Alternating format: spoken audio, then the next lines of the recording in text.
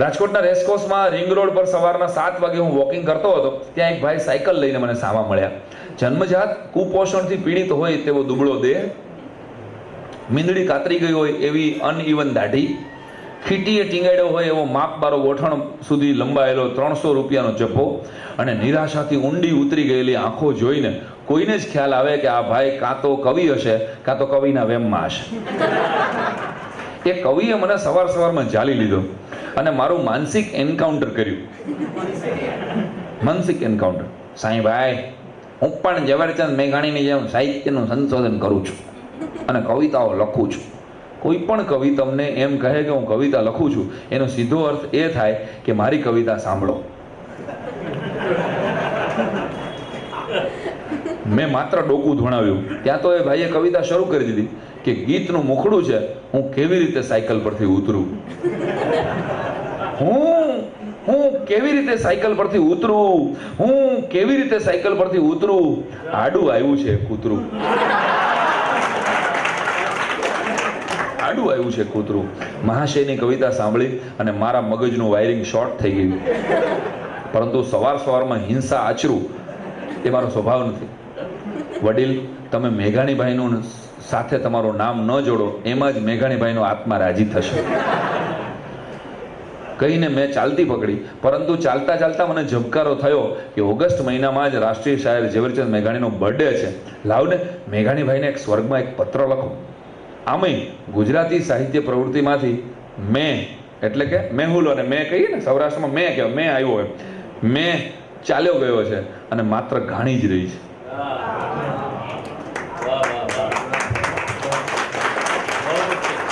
સૌરાષ્ટ્રના ગુજરાતની સાહિત્યિક પ્રવૃત્તિમાંથી મેં ચાલ્યો ગયો છે, માત્ર ઘાણી જ રહી છે. હવે પત્ર શરૂ થાય છે. ડિયર સ્વતંત્ર સેનાની મેઘાણીભાઈ, સૌ પ્રથમ તો તમને હેપી બર્થડે. આજથી 123 વર્ષ પહેલા એટલે કે 28 ઓગસ્ટ 1896 હેપી બર્થડે કહેવાનો રિવાજ પ્રચલિત નહોતો, પરંતુ તમે છેલ્લી સદીથી શબ્દ દેહે અમારી વચ્ચે ચિરંજીવ છો. મેઘાણીભાઈ, તમારો જન્મદિવસ એટલે કલમ અને ક્રાંતિનો દિવસ. વગડામાં ખીલેલા ખુશ્બુદાર ફૂલડા જેવા લોકગીતોને મહોરવાનો દિવસ. લોકકથાઓ અને લોક સાહિત્યને ભગવાન ભાસ્કર સુધી પહોંચવાનો દિવસ. મેઘાણીભાઈ, તમારો જન્મદિવસ એટલે સૌરાષ્ટ્રની દાતારી, ખુમારી અને શૂરવીરતાને કચકડે મઢવાનો દિવસ. જોગીદાસ ખુમાણની તલવાર અને જોબનવંતી ચારણ કન્યાને એક જ વલોણે લઢવાનો દિવસ.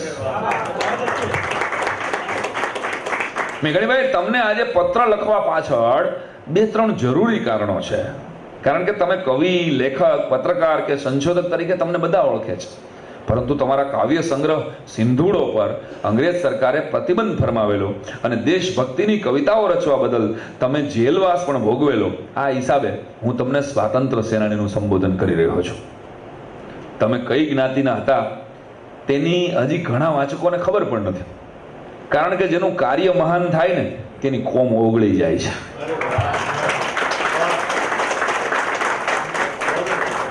આપણને મતલબ જ નથી ને ગોવર્ધન રામ કઈ જ્ઞાતિના હતા, એને કામ શું કર્યું જગત કોને. આજે 100 વર્ષ પછી આપણે યાદ કરીએ છીએ. આટલા શું કામ ભાઈ? મેઘાણીને યાદ કરીએ, કાગબાપુને યાદ કરીએ, ઉમાશંકરને યાદ કરીએ, શું કામ ભાઈ? એને કામ એવું કર્યું કે એક કોમમાંથી નીકળી સરદાર પટેલ એ કઈ કોમના હતા કે ગાંધીજી કઈ કોમના હતા, એમાં તો જે અટવાતા હોય ને એ તો બુદ્ધિના લઠ કહેવાય મારી દ્રષ્ટિએ સાહેબ. એ તો રાષ્ટ્રના રત્નો હતા સાહેબ.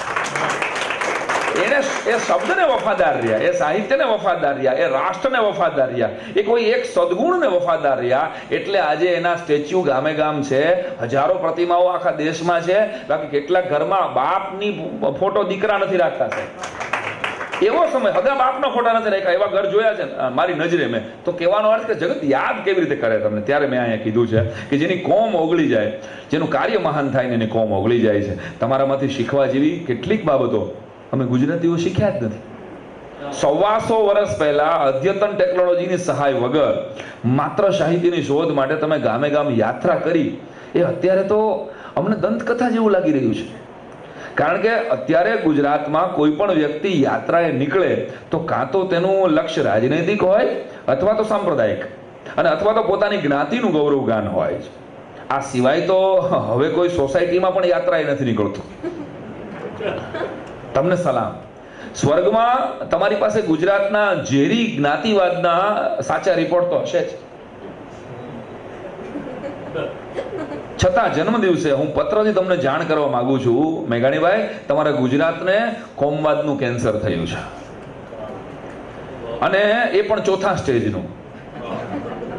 તમારામાંથી એક તટસ્થપણું શીખવાનું કદાચ ગુજરાતીઓ ભૂલી ગયા છે. હવે કયું તટસ્થપણું?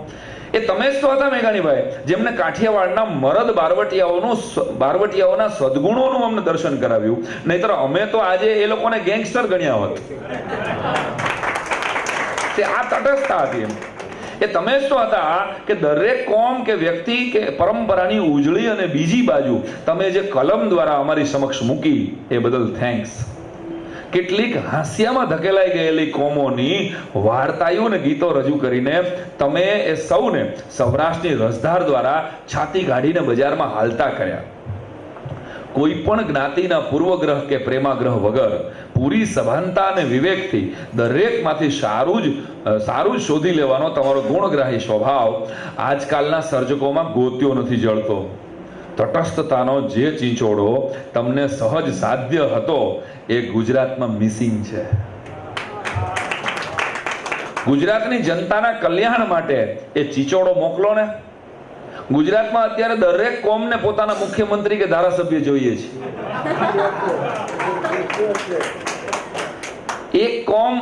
કોઈ એક કોમ બીજી કોમની પ્રગતિ સાંખી શકે એમ જ નથી.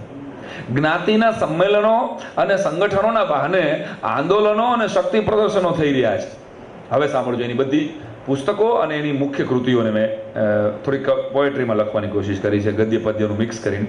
હજારો વર્ષની જૂની અમારી વેદનાઓ લખનારા રાષ્ટ્રીય શાયર અમારી આ તાજી વેદના છે કે અમારો રાષ્ટ્રવાદ ઓક્સિજન ઉપર છે. સૌના લાડકવાયા પોતાની જ્ઞાતિના અફીણી નશામાં ગુલતાન છે. અષાઢી સાંજ સાવ ઉદાસ છે. અષાઢી સાંજ સાવ ઉદાસ છે. દેશ દાજનો કસુંબલ રંગ સાવ ફિક્કો પડવાની અણી માથે છે. તમારી સૌરાષ્ટ્રની રસધારમાંથી હવે આખી એક પેઢીને રસ ઉડતો જાય છે અને એટલે લોહી નીકળે એવી ધાર વધી છે. હવે એના પુસ્તકો મેઘાણીભાઈ, અમારી રઢિયાળી રાત ગોજારી બની જાય એ પહેલા આવજો. મેઘાણીભાઈ, અમારી રઢિયાળી રાત ગોજારી બની જાય એ પહેલા આવજો. અમારામાં માણસાઈના દીવા પ્રગટાવજો. મેઘાણીને વાંચનારને ખબર હોય કે આ બધા એના પુસ્તકો છે. અમારી કંકાવટીમાંથી કોમવાદના કાળા તલ હટાવજો. અમારી ચૂંદડીમાં રાષ્ટ્રભક્તિના સાચા મોર ચિતરાવો ને. અમને સૌને સાગમટે જ્ઞાતિના મહિમા ગાનના ગ્રહણમાંથી બહાર કાઢી અને પરસ્પર પ્રેમ કરતા એકબીજાને બિરદાવતા ફરી શીખવાડો ને. ઝવેરચંદભાઈ, અમારી આખી એક પેઢી જસ્ટિન બીબરને લાઈક આપવામાં બિઝી છે. જોગીદાસ કુંવરની કોઈ વાત તેને પોતાના કામની લાગતી જ નથી. શું કરીએ કહો? ગુજરાતી પ્રજાનો પાસબુક અને ચેકબુકનો ચોપડી પ્રેમ ચોપડા પ્રેમ તરફ કઈ રીતે વધારીએ? ટેકનોલોજીના લીધે 9-10 વર્ષના અમારા દીકરા દીકરીઓ, આ સાંભળજો, ટેકનોલોજીના લીધે 9-10 વર્ષના અમારા દીકરા દીકરીઓ સીધા રાતોરાત જુવાન થઈ ગયા છે.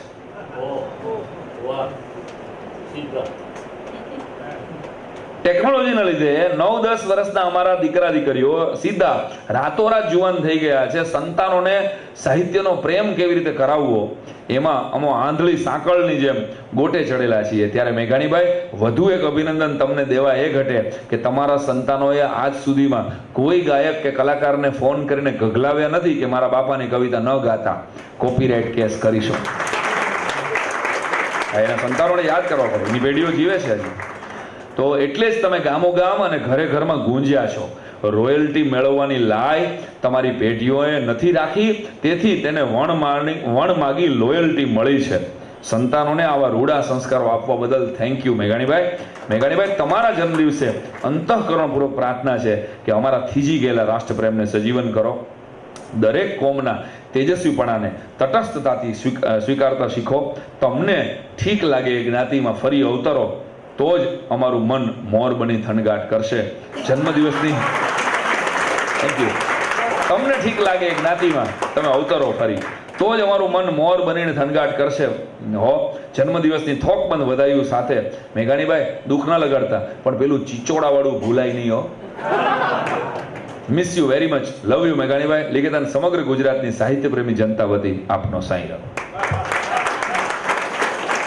તો આમાં એક વેદના સાથેના વ્યંગ પણ છે અને હાસ્યરસ ના તો ખડખડાટ પુસ્તકો.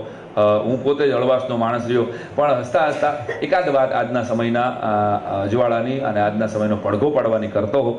સ્માઇલરામ પુસ્તક બધાના આશીર્વાદથી ખૂબ બધા મિત્રોએ સ્વીકાર્યું છે અને આજે પહેલી વાર આ ગ્રંથનું મેં કીધું ને પઠન મેં પણ કર્યું. અને નડિયાદની અંદર તો આમ ડાયરાઓમાં રાત્રિમાં કાર્યક્રમોમાં ખૂબ આવવાનું થાય, પરંતુ દિવસે કાર્યક્રમમાં પહેલી વાર આવ્યું.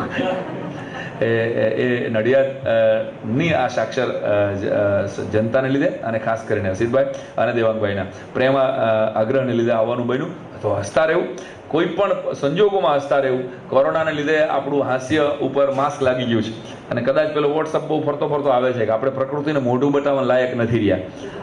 એટલે આપણે બધાએ, અને કોઈ ખેડૂત હોય ને તેને ખ્યાલ હોય કે ગામડામાં બળદને છીકલા બાંધવામાં આવતા, એમ અટાણે આપણે બધાને મોઢે છીકલા બાંધી દીધા છે. ત્યારે ફરી ફરીને એકબીજાને હાથ અડાડવાનો નથી, પણ એકબીજાનો હાથ છોડવાનો પણ નથી દોસ્તો. આગળ જતા બહુ સરસ સમય આવશે. 12 કલાકે સૂરજ ઉગી જાય, પણ 11:30 કલાકે આપણે કઈ ઢોલ નગારા ન વગાડવાના હોય. કોઈ મેસેજ નથી કરવા પડતા ને સૂરજને કે દાદા હવે આવો ને યાર, બહુ મોડું થઈ ગયું છે. જો એની મેળાએ સૂરજ આવી જાય છે અને એની મેળાએ વયો જાય છે. એ આવી જાય ને એટલે જગતને ખબર પડી જાય કે સૂરજ ઉગી ગયો.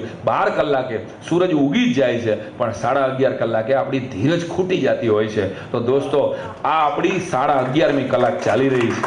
આ આપણી ધીરજનું ઇમ્તિહાન છે, આપણી પરીક્ષા છે, આપણા ધૈર્ય નહીં. આમાં કેટલી બધી સારી પ્રવૃત્તિઓ. મને હમણાં જ વાત કરતા હતા કે આ સંતરામ મંદિરની જ્યોતના અમે પવિત્ર જ્યોતના દર્શન કર્યા. સાહેબ, એ જ્યોત તમે કેટલા, મને તો પોઝિટિવ વાઇબ્રેશન આવ્યા. મને કે સાંઈરામભાઈ, આ છેલ્લા 1.5 વર્ષમાં અહીંયાથી જે સેવાની આવી તો કેટલી સંસ્થાઓ, આવા તો કેટલા એનજીઓ, ધાર્મિક સંસ્થાનો અને કેટલા બધા લોકોએ છૂટા હાથે દાન કર્યું. તો કહેવાનો અર્થ એ છે કે આ જ સમયમાં આપણી સભ્યતા શું છે એની આપણને ખબર પડે, આપણા સંસ્કારો શું છે. એ તો તકલીફ પડે ને ત્યારે જ ખબર પડે ને સાહેબ. અને એનો સૌથી મને જે દેખાયેલો દાખલો કે અમેરિકામાં એક ઝઘડો થયો, કોઈ પોલીસ વાળાએ કાળા ધોળાના લોચા અહીંયા બહુ ચાલતા હોય, મરી ગયો અને આખો દેશ ઉમટી પડ્યો. તો આપણે એ જ કોરોનાના સમયમાં જોતા હતા અને બધા જ લોકોએ મોટા મોટા શોરૂમ તોડી નાખ્યા અને એની અંદરથી બધી વસ્તુઓ ચોરીને લઈ ગયા. નજરે જોયેલા અમેરિકાના વિઝા માટે આખી દુનિયાના લોકો લાઈનમાં ઊભા હોય છે. એ અમેરિકાના સિટીઝનો એ દોડી અને ગાડીઓમાં ભરતા સારા ઘરના લોકોને નજરે જોયા. ત્યારે મને મારા દેશના લોકો ઉપર ગૌરવ થયું કે આ દેશમાં રાજકોટમાંથી, ગુજરાતમાંથી ચાલીને એક મજૂર વર્ગ રાજસ્થાન ગયો, યુપી ગયો, બિહાર ગયો, પણ એને એક પણ શોરૂમ ઉપર ઘા નથી કર્યું.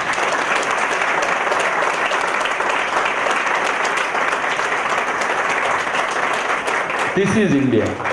આ ભારતના સંસ્કાર ખાલી પૂજ્ય ચરણોને જોઈને નહીં ખબર પડે, ખાલી શિક્ષિત મારા તમારા જેવા વર્ગને જોઈને ખબર નહીં પડે. ભારતના સંસ્કાર એક રેકડી વાળો કઈ રીતે જીવે છે, એક લેમેન કેવી રીતે જીવે છે, એક આ દેશની ઝૂંપડામાં રહેનારી બાઈ કેટલા સત સાથે જીવે છે. મારો ધણી મરી ગયો છે પણ મારે 4 ઘરના કામ કરવા પડે તો મંજૂર છે, પણ હું મારી નીતિ અને મારા ચારિત્રના ભોગે કાંઈ નહીં કરું. આ ભારતના સંસ્કાર છે સાહેબ. આપણે એના વારસદારો છીએ. તો આનું ગૌરવ પળે પણ આપણે રહેવું જોઈએ. 2-5 ઘટનાઓ છાપામાં આવી જાય એટલે આપણે દુખી થઈને નેગેટિવિટીના સ્પ્રેડર, કોરોનાના સ્પ્રેડર તો હજી પકડી શકાય એમ છે, પણ આ નેગેટિવિટીના સ્પ્રેડર છે ને એ કોઈ વાયરસથી પણ વધારે ખતરનાક છે. યાદ રાખજો દોસ્તો. તો આપણે પોઝિટિવિટી ફેલાવી અને પુસ્તકો એ આપણને પસ્તી થતા અટકાવે છે દોસ્તો. અમારો અંકિત એમ કે કાયમને માટે તો આ પુસ્તકોની મૈત્રી એ કાયમને માટે તમને ફૂલ ગુલાબી રાખશે, તમને અપડેટ રાખશે. અને એવા એક ગ્રંથાલયમાં 100 વર્ષ જૂના ગ્રંથાલયમાં આવવાનું આમંત્રણ મળે એ પણ કોઈ લેખક માટે, કોઈ કવિ માટે સદભાગ્ય જ હોય. અને મને પહેલી વખત યાદ કર્યો અને જ્યારે પણ વર્ષમાં એક વખતનું તો હું તમને આમ ઓનલાઈન પ્રોમિસ આપું છું કે વર્ષમાં એકવાર તમારે યાદ કરવાનું. અસિતભાઈ, નડિયાદ કે અમદાવાદ બાજુ આવતો હોય તો એની સાથે જોડી દેશો તો મને થોડી ગાહોટી ઓછી રહે.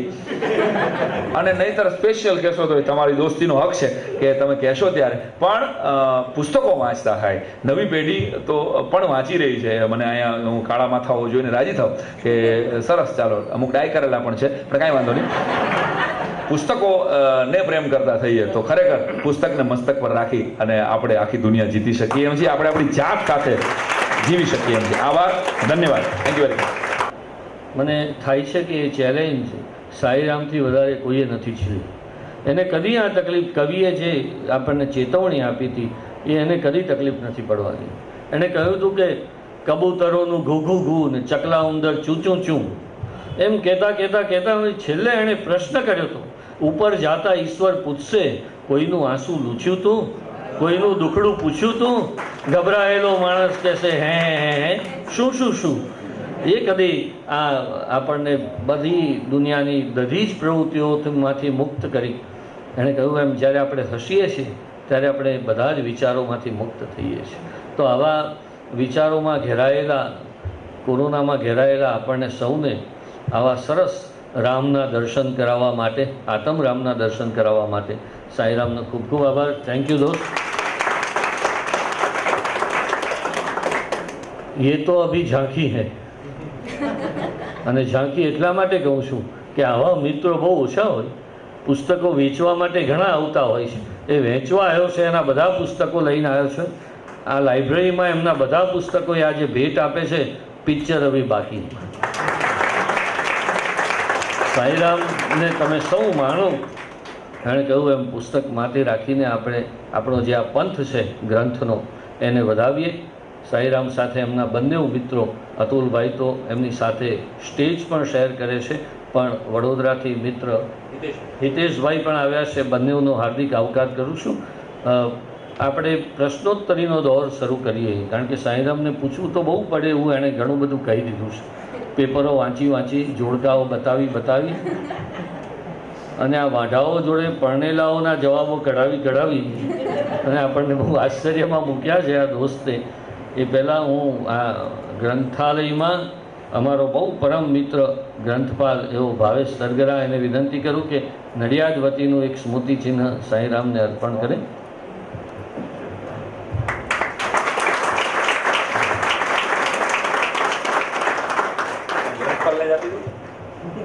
ગ્રંથપાલને લો. તરત દાન ને મહાપુન. અરે વાહ.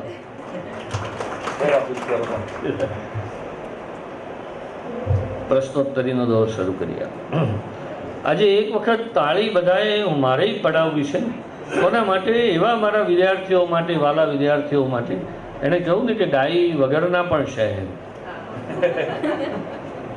તો ઉપરનો હોલ સાંઈરામ અને નીચેનો હોલ બંને સલકાઈ ગયા છે અને એમાં ડાઈ વગરના મિત્રો ઘણા છે.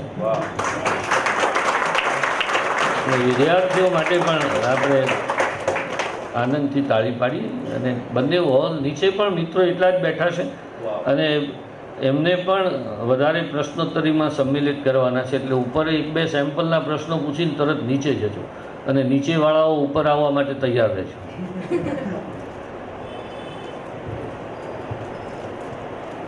નમસ્કાર. અસીફભાઈ સન્માનનીય અને સાંઈરામ દવે, શિક્ષક દિનની ખૂબ ખૂબ શુભેચ્છાઓ પાઠવું છું. મારા શબ્દ સુમન સ્વીકાર કરશો. પરિચય છે મંદિરમાં દેવોને મારો અને મસ્જિદમાં ખુદા ઓળખે છે. નથી છાનું વ્યક્તિત્વ મારું, તમારા પ્રતાપે બધા ઓળખે છે. ગુજરાતી ભાષાના અદ્ભુત અને અલભ્ય એવા શબ્દ વડે તમે રચનાઓ જે કરી છે, અથવા તો તમે જે અહીંયા રજૂઆત કરી, ખૂબ પ્રભાવિત, રસ તરબોળ થઈ ગયા, ખૂબ મજા આવી. પ્રશ્નોત્તરીમાં મારી એવી ઈચ્છા છે વ્યક્તિગત જ, જો કે બધાને પણ આ ગમશે જ. પ્રશ્ન નથી, પણ તમારા વ્યક્તિગત જીવનમાં અનુભવાયેલા કોઈ એક બાળપણના અથવા તો યુવાનીના એવા કોઈ રમૂજી એવી વાત અથવા તો એવી ઘટનાઓ કદાચ આપની સમક્ષ રજૂ કરશો તો ગમશે. આ તો ફરમાઈશ થઈ. યા એક કહી દઉં, પછી બધા ફરમાઈશ કરશો તો હાંજ સુધી ચાલશે પ્રોગ્રામ. એટલે ફરમાઈશ કરતા પ્રશ્નોમાં મને ગળે ઉતરે. રમૂજી તો મારી હારે બનતું જ હોય છે કે હું બેસું. ધન્યવાદ. કલાકાર તરીકે ક્યાંય પણ બહાર જાઉં અને મારી ઘરમાં બંનેની ઘટના કહું તો વાઈફનું સેન્સ ઓફ હ્યુમર પણ એટલું જ જોરદાર છે. અમારા ઘરમાં બધાનું સેન્સ ઓફ હ્યુમર સ્વાભાવિક છે ને કે એક લેવલના બધા ભેગા થયા છે ભગવાનના આશીર્વાદ. તો રાત્રે હું પુસ્તક વાંચતો હતો મૃત્યુંજય પેલું શિવાજી સાવંતનું કર્ણ ઉપરનું 600 પેજનું પુસ્તક છે, ક્યારેક કોઈ વાંચ્યું હશે. તો 2:30 વાગ્યા હતા અસિતભાઈ, અને પ્રોગ્રામ ન હોય ત્યારે વહેલું સૂઈ જવું જોઈએ, આવું પત્નીની વિનંતી સહ ધમકી હતી કે પ્રોગ્રામ ન હોય ત્યારે તો વહેલા સૂઈ જાવ, પણ હવે મગજ થોડું સમજે કે પ્રોગ્રામ નથી આજે, જાગતો રહું. તો 2:30 વાગ્યા હતા અને અચાનક પત્ની જાગી ગઈ. આ બનેલી સત્ય ઘટના, જોક નથી, પણ જોકથી પણ વધારે મહત્વનું છે. તો અચાનક રાત્રે જાગી ગઈ એટલે મેં આમ પુસ્તક માથે રાખીને સૂઈ જવાનો ઢોંગ કર્યો કે હવે હું સૂઈ જાઉં. તો ઘટના થઈ કે પત્નીએ જાગી અને વોર્ડરોબ ખોલ્યું અને એમાંથી એક કોરું કવર લઈને મને આપ્યું કે આ લ્યો આ કવર, હવે સૂઈ જાઓ.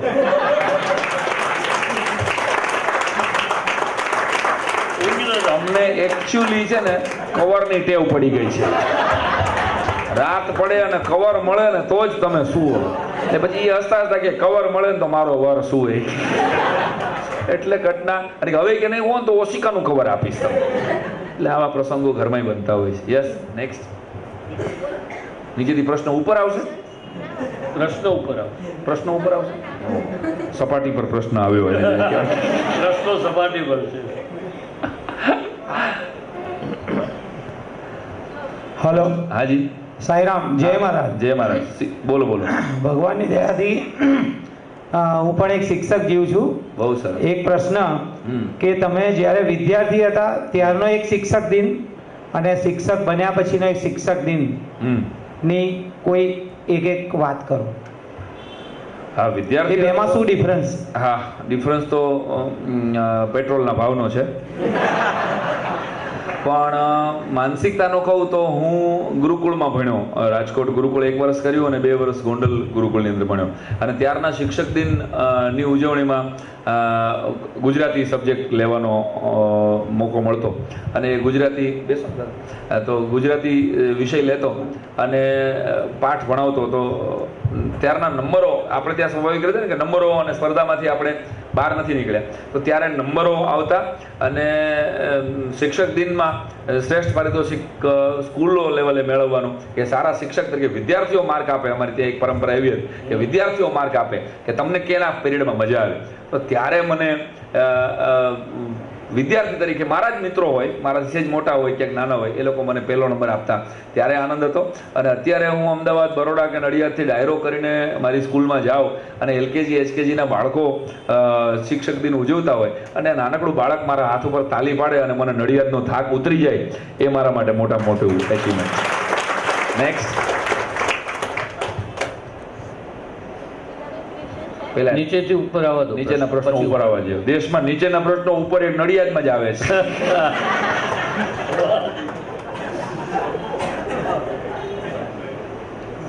આ સારું છે. પ્રશ્ન પૂછનારો દેખાતો નથી, ગીબી અવાજ આવે છે મને ખાલી.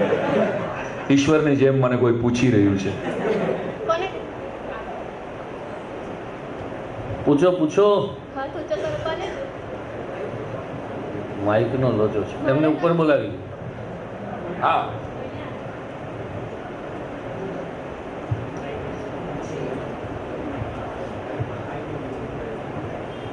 ઊભા થઈને પૂછો.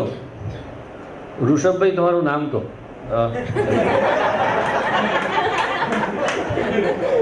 જય મહારાજ સર, મારું નામ ઋષભ જોશી છે. સર, મારા એક સરે મને કીધું હતું કે કોઈ બી ફિલ્ડમાં એક્સપેક્ટેશન કરતાં વધારે આપવું જોઈએ આપણે. તો સર, તમારી એક્સપેક્ટેશન આ યુવા વર્ગ તરફથી શું છે, તો અમે એનાથી વધારે આપી શકીએ? પહેલાં તો તે મને પ્રોમિસ આપ્યું કે અમે વધારે આપશું, એ પ્રોમિસ માટે ધન્યવાદ.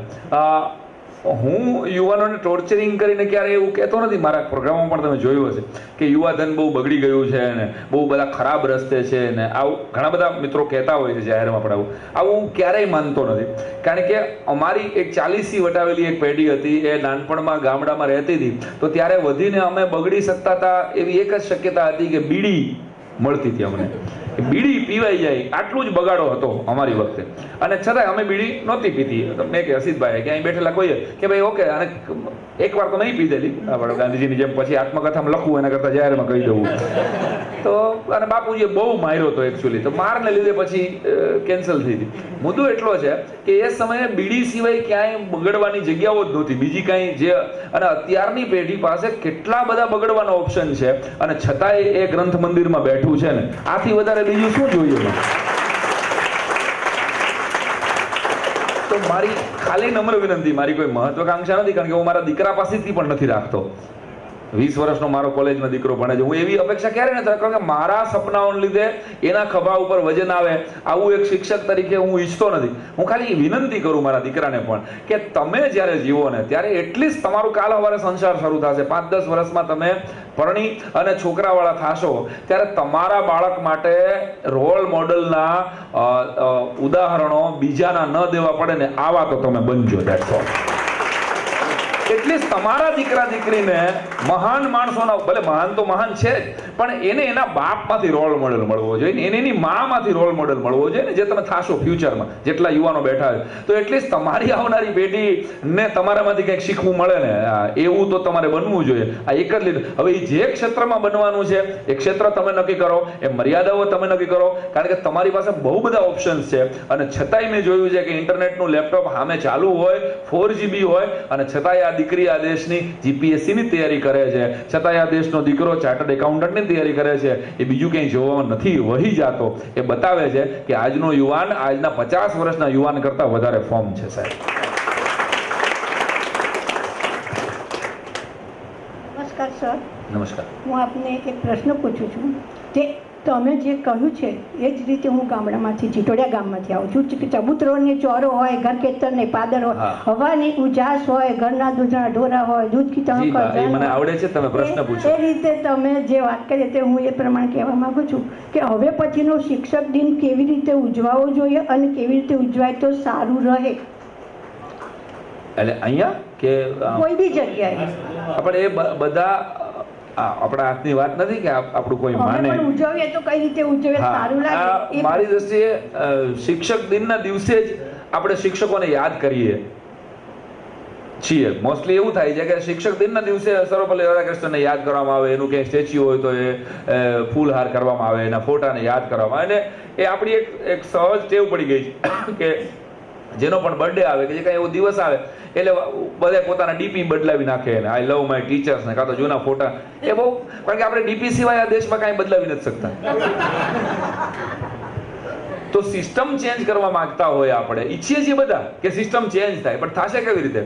તો કે ભાઈ તમે તમારા સમયનું દાન આપો. એવા વર્ગના બાળકો કે જે સ્કૂલે નથી જઈ શકતા, શિક્ષક ક્યારે આગળ વધી શકે સાહેબ? કે શિક્ષકને એક સારો વર્ગ, ભૂખ્યો ઇન ધ સેન્સ શિક્ષણની ભૂખ સાથે, કે જે તમારા ગામમાં નડિયાદમાં કોઈ કચરા વીણતું બાળક છે એને ગોતી આપણે જોઈએ છે ધૃણાથી, જો તો ખરા છોકરા યાર, આ બધા ભિખારાના છોકરા. પણ કોઈ યુવાનોની આખી એક ટીમે, આખા એક ગ્રુપે એવું વિચાર્યું કે આપણા 50 રૂપિયા ભેગા કરીને મહિનાના ખાલી 200 રૂપિયા થશે. આ 200 રૂપિયા દર 12 મહિનાના ગણો એટલે 12 દૂને 2400 રૂપિયા થશે. આ 2400 રૂપિયામાં આ છોકરાને એક સારો શર્ટ જો આપીએ અને એ શરત સાથે આપીએ કે તું નિશાળે જા, તો ગેરંટી કહું કે આ ગામનો, આ દેશનો કોઈ બાળ મજૂર જીવતો ન રહે.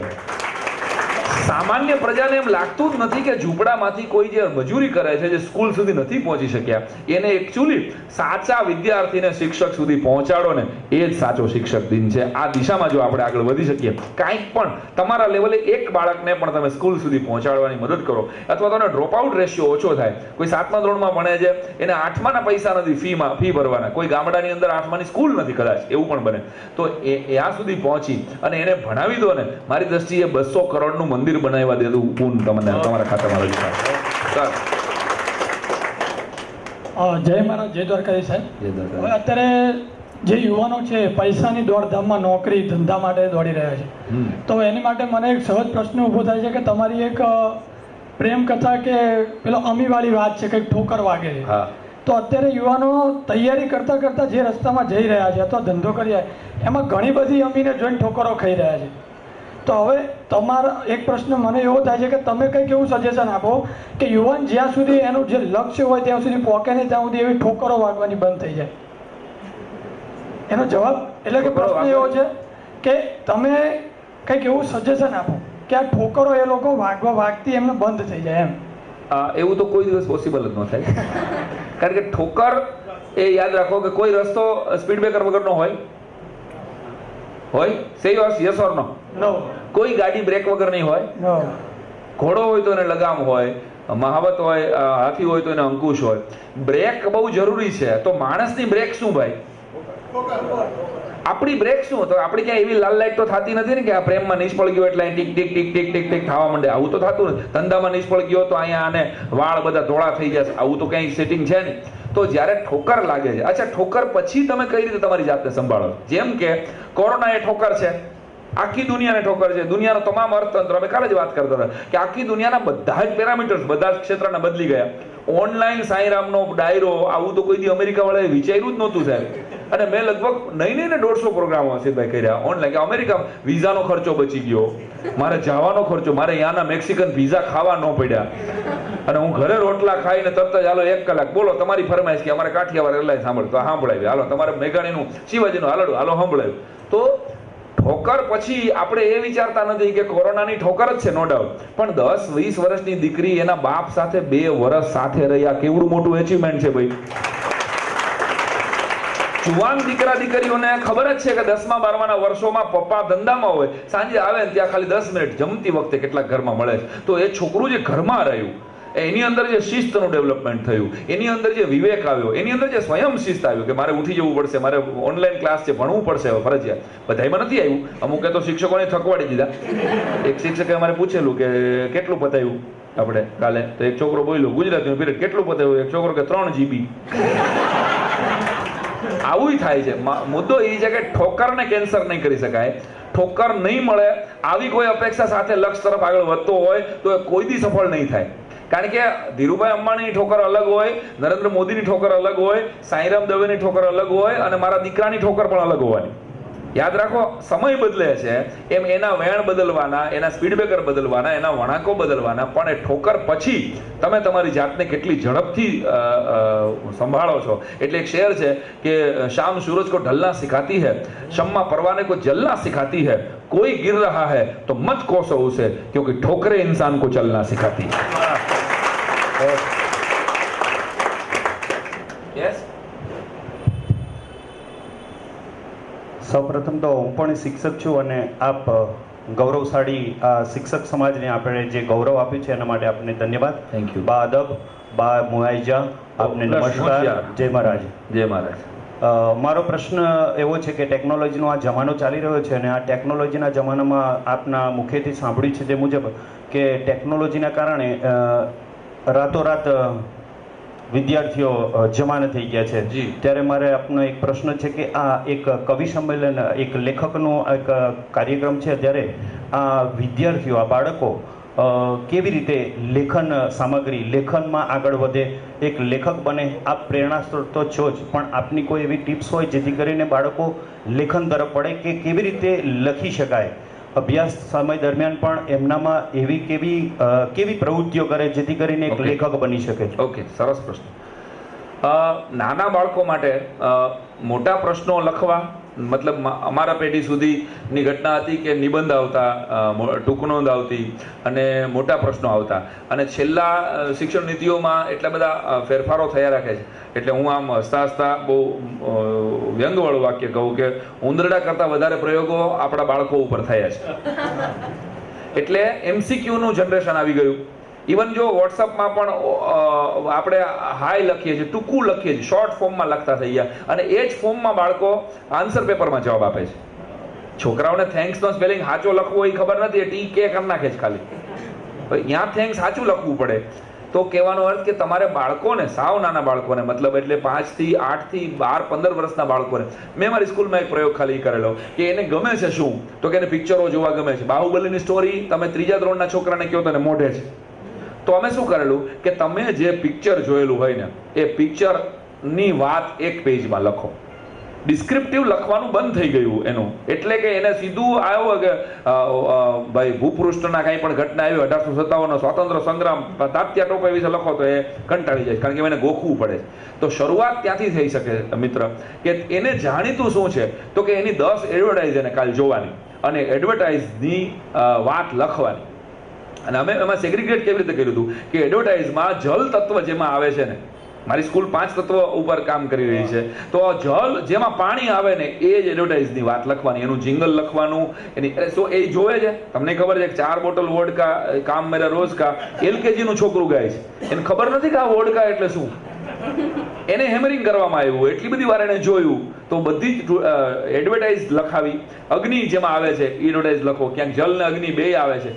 આવું નાનું નાનું કામ કરવાથી એને, અચ્છા સૌથી વધારે બાળકો જોવે છે તારક મહેતા, તો તારક મહેતામાં અમે ટપુડાનો નિબંધ લખાયો કે ટપુડો અને ટપુ સેના ઉપર તમે કાંઈક લખતો થશે ને.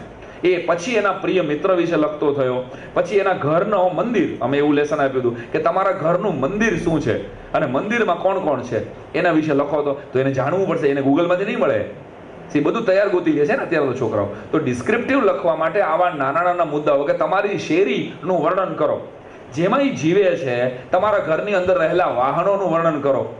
એટલે એ કહે છે કે અમારા ઘરમાં વાહન હોય તો સ્કૂટરમાં 3 કિકે ચાલુ થાય, એ બધું સાચું લખશે ને, તો એ બાળક છે. તો એમ કરવાથી આવા નાના નાના 8-8 લીટીના 10-10 લીટીના મુદ્દાઓ એ લખતો થશે, તો એને ગમશે અને પોતાનું જાણીતું એ તરત જ લખશે. અને જાણીતું લખતો થયો ને પછી અમે ફની એસેનો એક પ્રયોગ કરેલો હસીરભાઈ. ફની એસે એટલે હાવ મગજ વગરના એસે, ક્યાંનો ક્યાં સબ્જેક્ટ જાય છે એ ક્યાંય એક કોઈ સબ્જેક્ટ જ નહીં, એવો એક એસે લખો. અને એમાં છોકરાઓએ, કારણ કે એને લાઇટ વેટ વસ્તુથી ડિસ્ક્રિપ્ટિવ તરફ લઈ જઈ શકાય છે, ગંભીર વસ્તુ તો એને જીવનમાં પછી શીખવાની જ છે, પણ એને શરૂઆત જો આવા સબ્જેક્ટથી કરવામાં આવે, આવી પ્રવૃત્તિઓ કરવામાં આવે અને આખો ક્લાસ કરે, સેમ્પલ એના ટીચર્સ તૈયાર કરે, તો મારા ટીચર્સ પહેલા ફની એસે લખે અને પછી એક સેમ્પલનો એસે સંભળાવે કે, અને પછી એને સાવ મગજ વગરના, એટલે કે માણસને પૂછડા હોત તો, દાખલા તરીકે આવો સબ્જેક્ટ છે, પૂછડું હોત આપણે તો આ કેટલે બધા પ્રોબ્લેમ થાય, આપણે બેસતી વખતે એ વાળીને પાર્કિંગ કરીને મૂકવું પડે અને સ્કૂટર વખતે ક્યાં કોકના પાછલાના ટાયરમાં પૂછડું, આવું બધું છોકરાઓ વિચારે અને અમારા કરતાં પણ વધારે સરસ વિચારે. તો ડિસ્ક્રિપ્ટિવ તરફ એને આગળ 100% લઈ જઈ શકાશે. Thank you. નમો નમઃ. આપ સાક્ષર નગરીમાં પધાર્યા છો. જી. ગુજરાતી અને સંસ્કૃતના સર્જકોની આ નગરી છે. જી. આજ શિક્ષક દિવસ છે. આપ વિમલભાઈના મિત્ર છો, આપ પણ શિક્ષક છો, હું પણ શિક્ષક છું. ગુજરાતી અને સંસ્કૃતના શિક્ષકે અને વિદ્યાર્થીએ આ આપણી ભાષાઓને રસદાળ બનાવવા માટે કઈ સાવધાની રાખવી જોઈએ, ખાસ તો શિક્ષકોએ કઈ સાવધાની રાખવી જોઈએ તમારી દ્રષ્ટિએ, અને બીજું આપ નડિયાદને કઈ દ્રષ્ટિએ જોવો છો? આ દ્રષ્ટિએ નડિયાદને હું આ દ્રષ્ટિથી જોઈ રહ્યો છું. નડિયાદ બહુ સુંદર છે. શિક્ષકના પ્રશ્ન છે ને એ મારે ટૂંક નોંધમાં જ દેવા પડે એવા હોય, MCQમાં પતે જ નહીં અમારું. હું પૂછ્યું તો એ જ ભૂલી ગયો દ્રષ્ટિમાં હું એને. હા, આગલો પ્રશ્ન જે સારો એ શિક્ષકે શું ધ્યાન દેવું છે. હા, તો ઓનલાઈન ચાલી જ રહ્યું છે અત્યારે.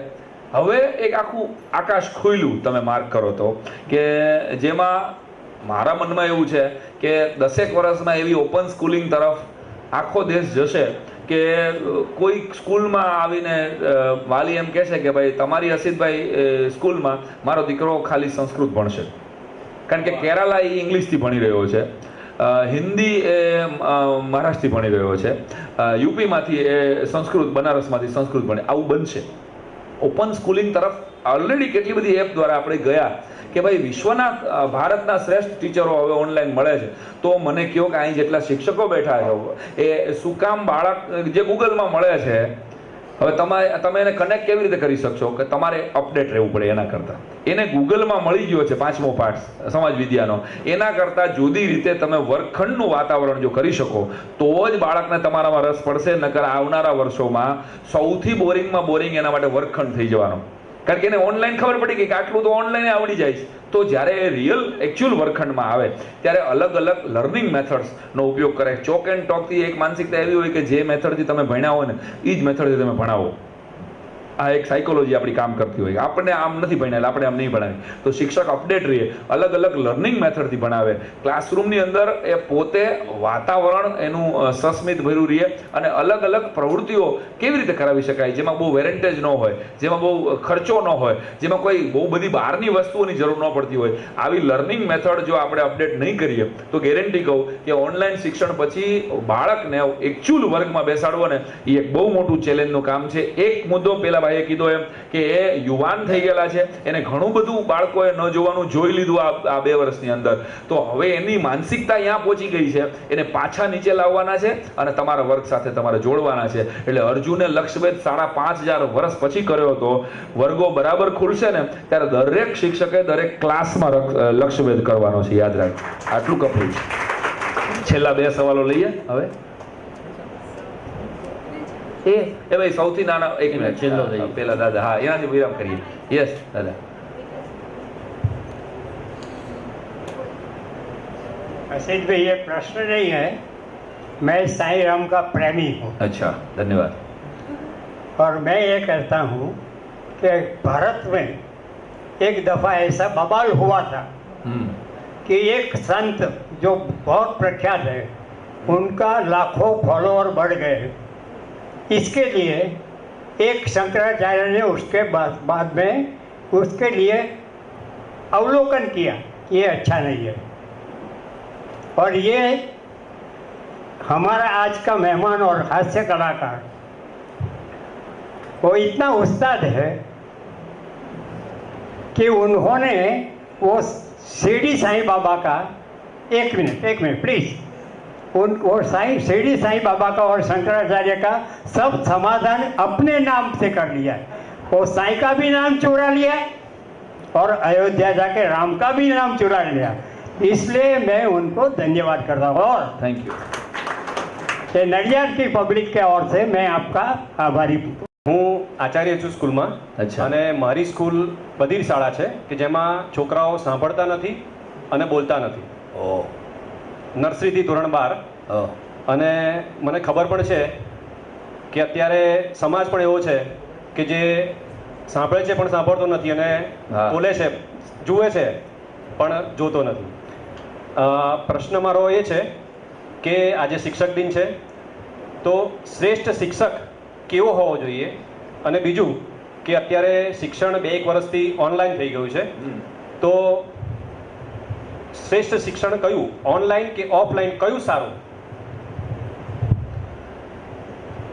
હા, તમે આપી દો આનો જવાબ. ઓનલાઈન કે ઓફલાઈન આ બે પર્યાયવાચક છે જ નહીં પેલી વાત તો. અને આ તો પ્રશ્ન જ ન થયો એટલા માટે કે ઓનલાઈન તો વૈકલ્પિક વ્યવસ્થા છે આપણી. શિક્ષક પોતાના હૃદયની ઉષ્માથી વિદ્યાર્થીને ભણાવતો હોય છે. આખા ધારો કે આ એક ક્લાસરૂમ ગણી લો, તો આ ક્લાસરૂમમાં 3જી બેન્ચ ઉપર બેસનારો ઊંઘવા માંડે એટલે શિક્ષકને ખબર પડી જાય છે કે આ ઊંઘે છે, એટલે એની પાસે જઈને આ ટપલી મારશે કે એને ગળે, એને ખબર પડી જશે કે આને સમજાણું નથી, આ ભલે હા પાડે છે. તો આ ઓનલાઈનમાં શક્ય જ નથી કે ઓનલાઈનમાં એ વાઇબ્સ નથી મળતા પોઝિટિવ. એટલે ઓનલાઈન એ માત્ર વૈકલ્પિક વ્યવસ્થા છે. એ આપણી ક્યારેય કાયમી શિક્ષણ વ્યવસ્થા ન હોઈ શકે, સિવાય કે મોટા છોકરાઓ, કોલેજના છોકરાઓ કે 11-12ના છોકરાઓ ખપ પૂરતું, જે પોતાના અભ્યાસની મહત્તા જાણે છે, એ લોકો ખપ પૂરતું કંઈ ભણી શકે એ વસ્તુ અલગ થઈ. પણ નાના બાળકો માટે, મતલબ પ્રેપના બાળકો કે પ્રાઇમરી, આપણે 8મા ધોરણ સુધી હું કહું છું કે ત્યાં સુધીના બાળકોએ તો ફરજિયાત એકચ્યુઅલ શિક્ષણમાં સહજીવન છે. એકબીજાને લંચ બોક્સ શેર કરે છે, ત્યારે એકબીજાના સુખ દુઃખની વાતો શેર કરે છે. એ તમે ઓનલાઈન કેવી રીતે કરાવશો? એટલે વૈકલ્પિક વ્યવસ્થા છે આ યોગ્ય વ્યવસ્થા, સાચી અને આખરી વ્યવસ્થા નથી. બીજી વાત કે શિક્ષકે, તમે જે સ્કૂલમાં કામ કરો છો ત્યાં તો બીજી કોઈ એક્ટિવિટી કામ નહીં લાગે, માત્ર હૃદયની જ કેળવણી. એટલે જે શિક્ષકનું હૃદય પ્રેમાળ હોય એ વિદ્યાર્થીના હૃદય સુધી પહોંચશે. તો માત્ર પ્રેમથી ભણાવો. મારું એવું દ્રઢપણે માનવું છે કે આ ધરતી ઉપર ભગવાન પછી, બહુ સભાનતાપૂર્વક બોલું છું, આ ધરતી ઉપર ભગવાન પછી સૌથી વધારે ચમત્કારો આ દેશના શિક્ષકોએ કર્યા છે. નીચેના પ્રતિનિધિ તરીકે ઉપર આવ્યા છે, કારણ કે માઇક નહોતું. નીચેનો પ્રશ્ન ઉપર આવ્યો. હા, નીચેનો. બોલો. નામ કહો અને પ્રશ્ન કહો સીધો. અતુલ પટેલ. જી. ફરીવાર પ્રશ્ન કરું છું. પહેલા કર્યો હતો નીચેથી, ફરી ચાન્સના માટે ઉપર આવ્યો છું. રામ રામ. રામ રામ. એક પ્રશ્ન બધાને સતાવે છે સાહેબ, એ છે મીડિયમનો. અત્યારે ઘણા બધા ઇંગ્લિશ મીડિયમ પાછળ ભણેલા લોકો પણ માતૃભાષાને છોડી અને ઇંગ્લિશ મીડિયમ તરફ જાય છે. તો તમારો શું મેસેજ છે, શું કરવું જોઈએ? તમારી વાઈફને સાણસીનું અંગ્રેજી આવડતું હોય તો તમારે તમારા છોકરાને ઇંગ્લિશ મીડિયમમાં દાખલ કરાય.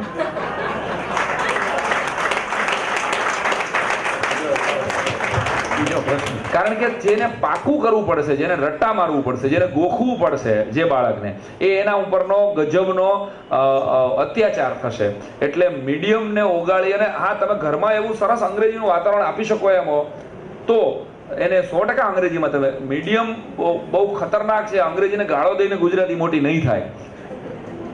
યાદ રાખવા જોઈએ. આપણે અંગ્રેજી બધો જ વહીવટ આપણો અંગ્રેજીમાં હાલે છે. ગૂગલ પર ગોતશો તો તમે બધું અંગ્રેજીમાં ગોતવાના છો. એટલે અંગ્રેજી શીખવાની છે, પણ યાદ રાખો કે એવી સ્કૂલોમાં મૂકો કે જ્યાં અંગ્રેજી એક ભાષા છે, ભગવાન નહીં. મારો સીધો અર્થ તમે સમજી ગયા. કેવી સ્કૂલોમાં ઇંગ્લિશ મીડિયમમાં ભણાવવા છે, મુબારક ભણાવો ને ભાઈ. તમને એમ લાગે છે કે ઇંગ્લિશ મીડિયમ વગર પાછો પડી જાય, આવું જેને પણ હોય એને મને મળવું. 3 પાસપોર્ટ મેં પૂરા કર્યા છે અને હું સરકારી સ્કૂલનું પ્રોડક્શન છું. એકેય દેશમાં મને ભાષાનો બેરિયર નડ્યો નથી અને એરપોર્ટ ઉપર કાંઈ અંગ્રેજી આવડતું ન હોય યા કરતા કરી જાય ગમે યા હલવાય સામે વાળા. કોન્ફિડન્સ તો આપણા બાપનો હોય ને યાર.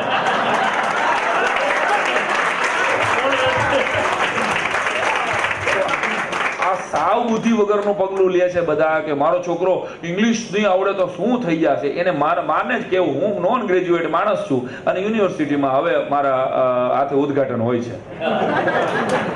ભાષા મહત્વની એટલા માટે નથી. અંગ્રેજી માધ્યમનું એવો જ આપણને ઉપડી ગયો છે કે ભાઈ આ નહીં થાય તો શું થશે.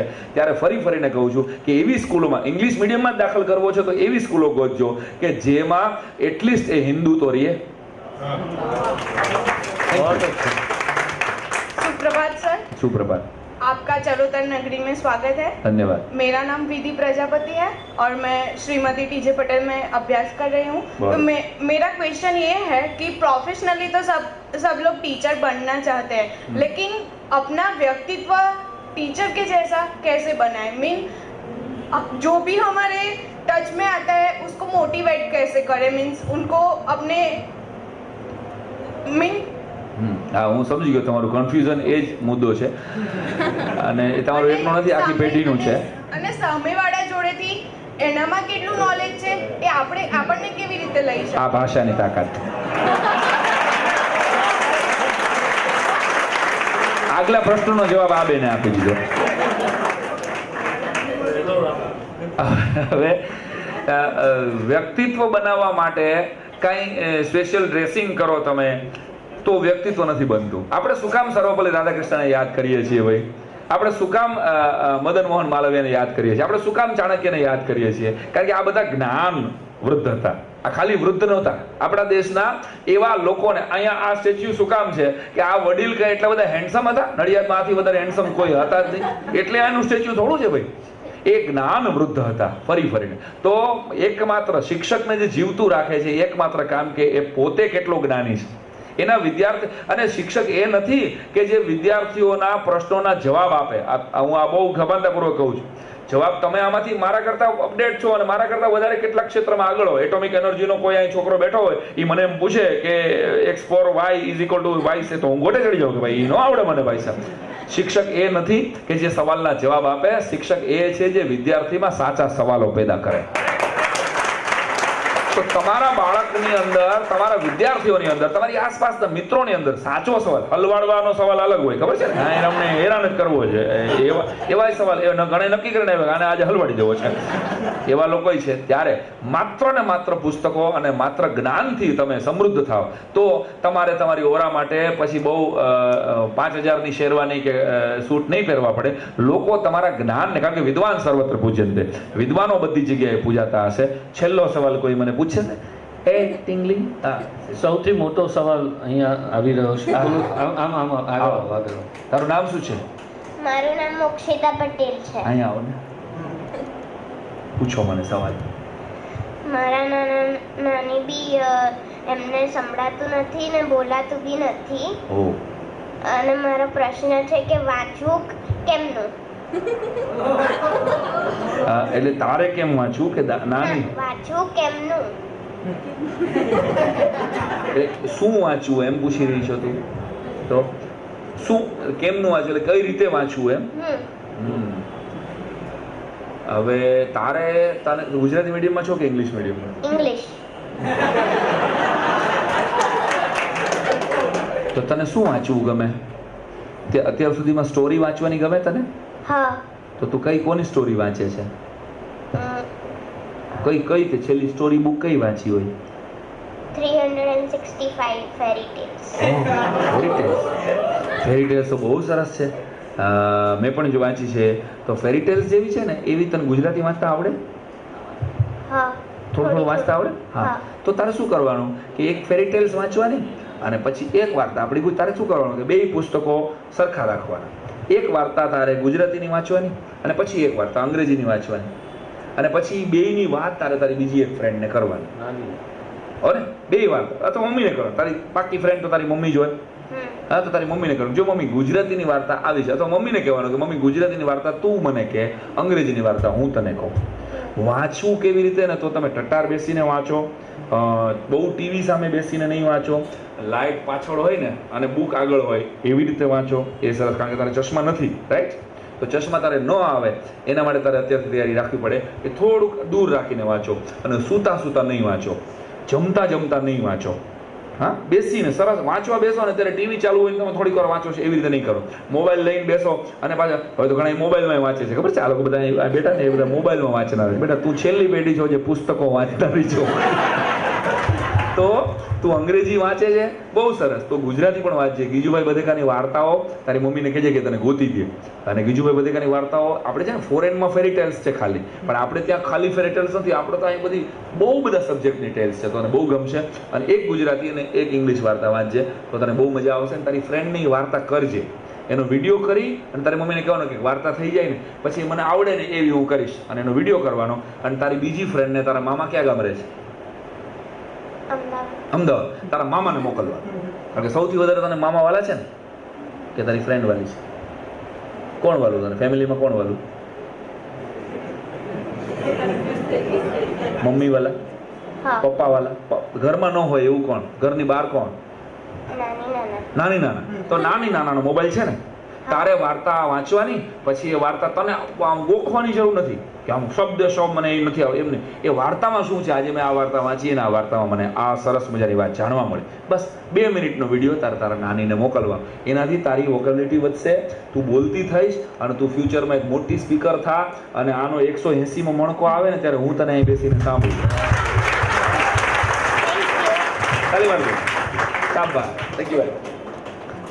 ખૂબ આભાર.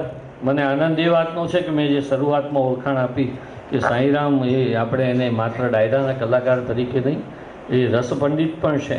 તમે એની સ્પોન્ટેનિયસ, એની પ્રત્યુત્પન્નમતિ પણ જોઈ કે સાણસીનું અંગ્રેજી આવડતું હોય ને એ મૂકે એમ. ખૂબ ખૂબ આભાર. અને આજે જે પ્રોમિસ આપ્યું છે એ યાદ રાખી, તમે સૌ પણ યાદ એમને રખાવી. ઘણા બધાને હજી પ્રશ્નો છે પણ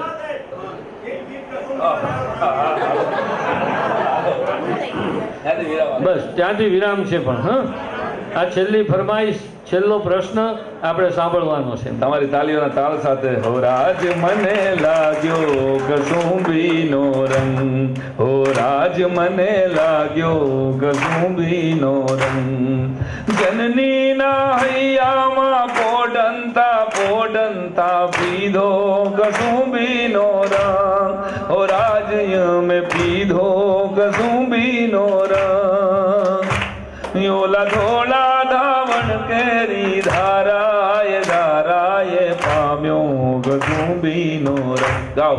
હો રાજ મને લાગ્યો કસુંબીનો રંગ, હો રાજ મને લાગ્યો કસુંબીનો રંગ, એવી બહેનીના કંઠેની તરતા લરડામાં ઘોડ્યો કસુંબીનો રંગ, હો રાજ મેં ઘોડ્યો કસુંબીનો રંગ, એવી ભીષણ રાતે કેરા પહાડોની ત્રાડોએ ઘોડ્યો કસુંબીનો રંગ, હો हो राज मने लाग्यो कसुंबीनो रंग, हो राज मने लाग्यो कसुंबीनो रंग, हो राज मने लाग्यो कसुंबीनो रंग। आभार, धन्यवाद। रही जिंदगी तो फिर मिलते रहेंगे, रहा चमन तो यूं ही ફીલ ખીલતે रहेंगे। આ કસુંબીનો રંગ પુસ્તક સ્વરૂપે તમારા અમારા હૃદયમાં સદાય જળવાયેલો રહે એવી પ્રાર્થના। આભાર, ધન્યવાદ।